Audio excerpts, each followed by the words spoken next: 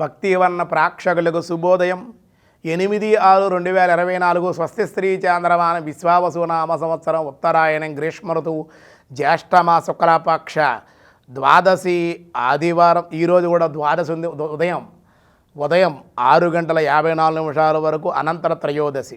నక్షత్రం స్వాతి నక్షత్రం మధ్యాహ్నం 12:44 వరకు, వర్జం సాయంత్రం 6:56 8:42 వరకు, దుర్ముహూర్తం సాయంత్రం 4:44 5:36 వరకు. సాయంకాలం దుర్ముహూర్తాలు సూర్యోదయం 5:28, సూర్యాస్తమయం 6:28.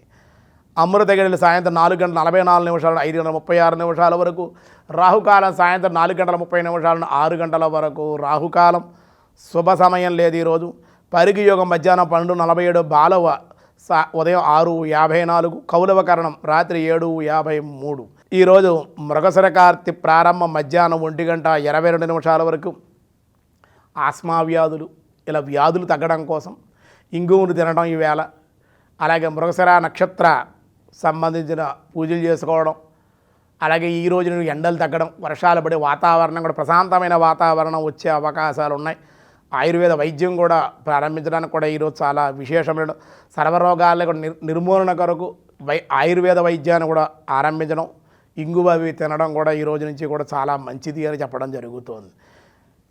దినారంభ చక్రంలో ఈరోజు ముందుగా మేషరాశి వారికి అనుకోని శుభవార్తలు, వివాహ శుభప్రయత్న అనుకూలతలు.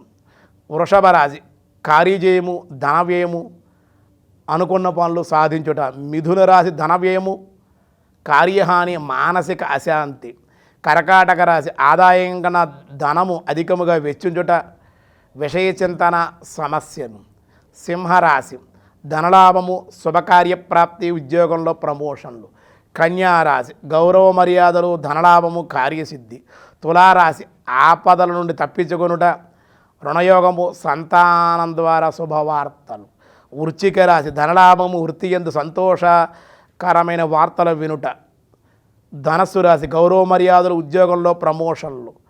మకర రాశి శుభకార్య ప్రాప్తి, వృత్తి యందు ధనలాభం.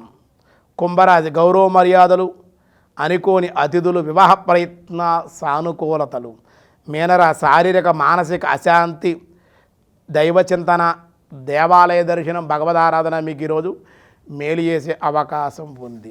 వ్యాసాయ విష్ణురూపాయ వ్యాసరూపాయ విష్ణవే సుఘోష ఓం సుఘోషాయ నమః. సుఘోష అదేమో ఘోషేమో అనుకుంటారు చాలామంది. సుఘోష అంటే కనుక సుందరమగు మధురమైన నాదము కలవాడు. సుఘోషమని సుఘోషం అంటారు కదా, కాబట్టి సుఘోషాయ నమః అంటే మనోహరమైనటువంటి వేదనాదము ఇతని నుండి వెలువడినది ఒకటి చేత పరమాత్మను సుఘోష అన్నారు. తన దివ్య శంఖనాదము చేతనే దేవ విరోధులైన రాక్షసులను సంహరింపబడేటువంటి వాడు అగుట చేత సుఘోష అన్నారు. పరమాత్మ నామంగా గానం చేశారు. సుఘోష అంటే దుష్టశక్తులు నశించుట, ఆ ఘోష వల్ల పుణ్యశక్తులు వికసించుట అని అర్థంగా చెప్పారు. మిగతా విషయాలు రేపు చూద్దాం. ఈరోజు స్వస్తి.